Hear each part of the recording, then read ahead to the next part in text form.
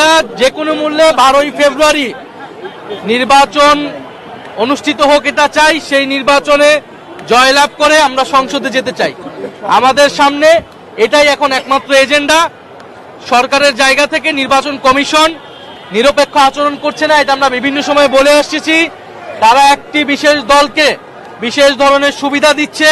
এই যে গত কয়েকদিন নির্বাচনী প্রচারণার নিয়ম না থাকলেও তারা নির্বাচনী প্রচারণা করেছে, অন্যদিকে গণভোটের পক্ষে প্রচারণা করতে যে আমাদেরকে নির্বাচন কমিশন শোকজ নোটিশ দিয়েছে। ফলে আমরা এটা বারবার বলেছি যে নিরপেক্ষতা থাকতে হইলে নিরপেক্ষ আচরণ করতে হবে, কিন্তু আমরা চাই যে কোনো মূল্যে সামনের দিকে এগিয়ে যেতে।